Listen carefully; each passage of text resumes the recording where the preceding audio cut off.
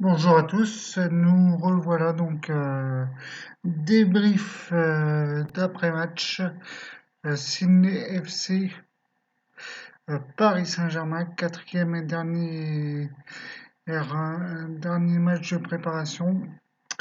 Donc victoire de Paris 3-0. Des buts de Kiki Mbappé, El Matador Cavani et Méthane Goglu, j'espère que je le dis bien. Sinon, ben, je m'excuse d'avoir écorché son nom.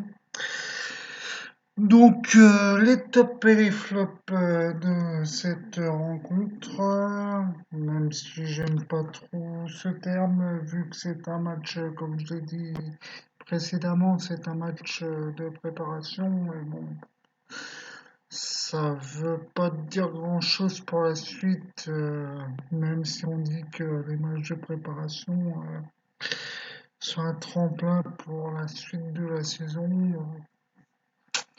Après, comme toujours, chacun son avis. Moi, je pense pas trop, mais bon, il vaut mieux faire une bonne préparation et être d'attaque que faire comme les amis bretons de Rennes et faire pratiquement que des défaites. Donc voilà. Donc les flops, on va commencer par là. J'en ai pas trop vu. Je dirais plutôt Diallo, même si j'aime pas trop, il vient d'arriver et il a un peu de mal, faut lui laisser le temps. Mais c'est vrai que défensivement, sur les deux derniers matchs, ça fait un peu peur, hein. Va falloir corriger, surtout pour le match à venir face au Stade Rennais. Donc, mais sinon, non. Kevin Trapp, il nous a raté un petit dégagement, mais sinon, il a été assez rassurant. Bon, il a eu peu d'interventions, hein, on va pas se mentir. C'était une bonne équipe en face de Ligue 2, on va dire niveau Ligue 2.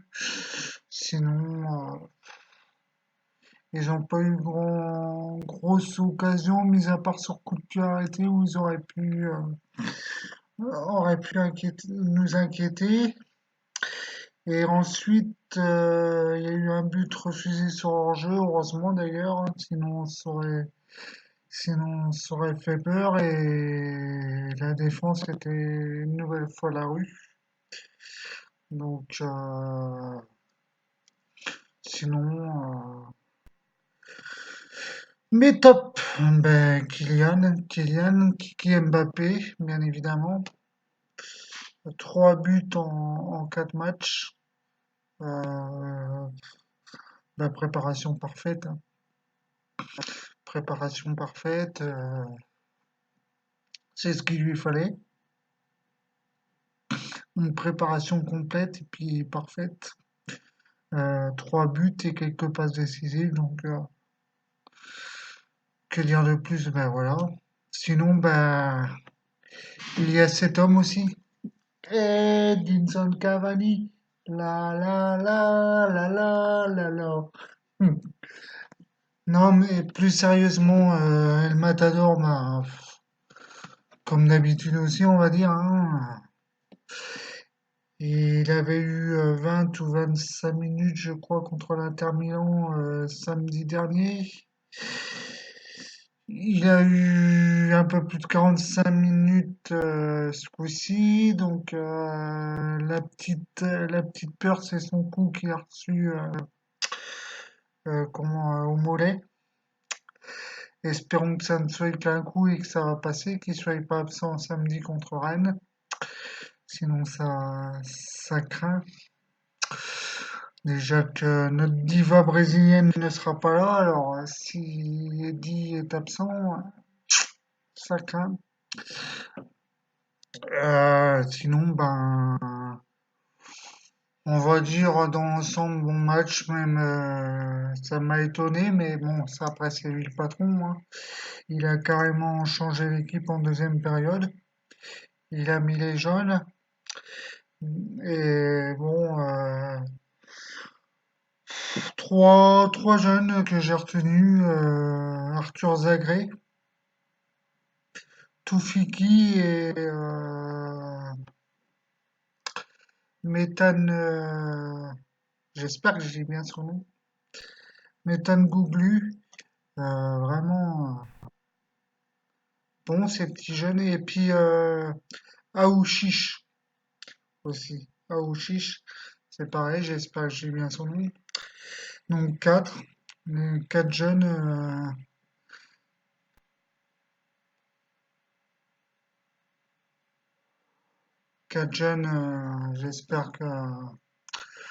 j'espère que Paris en gardera certains, parce que c'est vrai que bon bah il faut bien qu'ils jouent, mais c'est vrai que Paris a pas mal dégraissé cet été au niveau des jeunes. Mais bon, faut en garder quelques-uns quand même pour leur donner leur chance, notamment en coupe, et pourquoi pas sur quelques matchs dits, même si j'aime pas ce terme-là aussi, dits en bois en championnat. Mais, mais voilà, quoi, ces jeunes, on peut leur donner leur chance et ils peuvent nous faire quelques bonnes surprises. Après, voilà. Bon, bah, sinon, pas retenir grand-chose sur ce genre de match, hein. Comme je le disais, c'est un match de préparation. Il n'y a pas grand-chose à retenir, si ce n'est que les cadres sont en forme, bah, Kiki notamment. Donc, bah, j'espère qu'il va continuer comme ça. C'est ce que je lui souhaite d'ailleurs, comme beaucoup, je pense. Et Kylian, si tu m'écoutes, que je pense pas, mais bon, prends tes responsabilités toi-même. Tu demandes des responsabilités, prends-les, les responsabilités, prends les clés du camion et vas-y, fonce. C'est pas à Pierre-Paul Jacques de te dire, c'est à toi d'y aller, fonce, mon gars. Et si j'ai un mot à dire aux dirigeants, c'est prolongez-le, prolongez-le.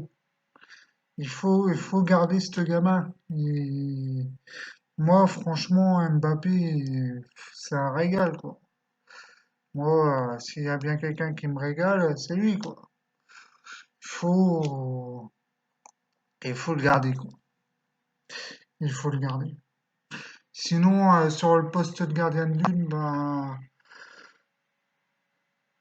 que dire du match de Kevin Trapp? Ben, comme je le disais, pas grand-chose parce que force est de constater, comme je vous disais, c'est un match Paris une Ligue 1 contre niveau bonne Ligue 2. Ils jouent en bloc, bas. Ils n'ont pas montré grand-chose, donc ça veut dire que bah, Trapp, il n'a pas eu grand-chose à faire non plus, donc voilà. Maintenant, j'espère que les dirigeants ne vont pas le laisser partir. Moi, je donnerais un conseil à Tuchel, c'est quand même de mettre Trapp numéro un. Bon, au niveau de ses relances, c'est un peu à l'aéro là, donc ça me plaît pas trop, mais niveau aérien, il est vraiment pas mal. Et ça peut nous aider. Après, c'est pas moi le patron, je suis qu'un soldat du PSG, un supporter. C'est les dirigeants qui décident. Mais bon, moi je dirais aux dirigeants, gardez Kevin Trapp. Après, Alphonse, s'il supporte pas d'être numéro 2, ben vendez-le et puis voilà quoi. Mais bon, moi je milite pour Kevin Trapp en numéro un. Après, chacun son point de vue, mais je l'ai suivi l'an dernier quand il était en Allemagne à l'Eintracht dans son club, où nous sommes allés le chercher. Et bon, j'ai pas vu tous ces matchs, sinon je mentirais, mais j'ai vu quelques matchs en Europa League et en Bundesliga. Et bon, voilà quoi, il est pas bidon hein, comme gardien, hein, sinon il serait pas pareil, hein. Donc voilà, que dire de plus? Ben rien. Bon match de équipe d'ensemble, et puis voilà quoi. Maintenant, rendez-vous samedi prochain contre Rennes. Messieurs, vous prenez vos responsabilités, peu importe la manière, mais vous ne perdez pas le trophée des champions. Vous ne perdez pas le trophée des champions. Vous nous avez perdu la Coupe de France et la Coupe de la Ligue. Ça suffit. Le trophée des champions. Bon, il y en a qui diront ça, trophée en bois, patati, patata, nanana. Ok, mais ça fait toujours un ligne au palmarès. Et ça sera toujours un de plus par rapport au quenelle de Papiolas. C'est pareil, c'est quelque chose qui me tient à cœur. C'est qu'on soit devant les quenelles au palmarès. Donc, vous battez les galets de saucisses de Rennes et point barre. Pas de, pas de circonstances atténuantes, rien. On veut se trouver des champions. Par contre, pour Rennes, il n'y aura pas de débriefing. Il y aura un avant-match. Je ferai une vidéo d'avant-match pour les, les stats. Je suis pas un expert de stats, mais disons pour voir la préparation entre les deux clubs et tout ça. Mais il n'y aura pas de débriefing d'après-match parce que moi je serai pas là samedi, je pourrai pas voir le match, donc je ferai un petit débriefing comme ça vite fait pour j'essaierai de regarder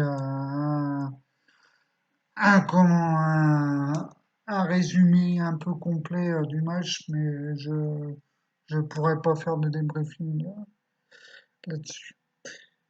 Ça repartira de plus belle pour le premier match de Ligue 1 contre le Nîmes Olympique. Sinon, je ferai un point mercato d'ici la fin de la semaine pour voir ce qui se passe. Mais bon, comme je le disais, pour le cas Neymar, moi je ne me fais aucun souci.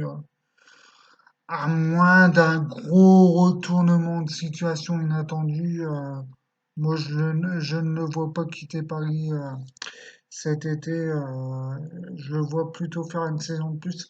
Et par contre, l'été 2020, par contre, oui, il y a de grandes chances qu'il quitte Paris. Mais cet été, là, l'été 2019, non, je le vois pas. Je le vois pas du tout quitter Paris. À moins d'une grosse offre du Bayern, mais le Bayern, ils mettront jamais, connaissant une Lyonnaise ou l'autre, je ne sais plus. Rummenigge. Connaissant ces deux personnages, je ne pense pas qu'ils mettront 300 boules sur Neymar. Même la Juventus, j'ai entendu parler d'un intérêt de la Juve il n'y a pas longtemps. Je vois pas la Juve, ils ont déjà pas mal claqué, notamment pour l'autre blondasse de Light. Donc non, je vois pas la Juve claquer 300 millions pour J.R. Neymar. Sur ce, je vais vous laisser. Je vous souhaite une bonne fin de journée à toutes et tous. Prenez soin de vous et surtout n'oubliez pas, Paris est magique.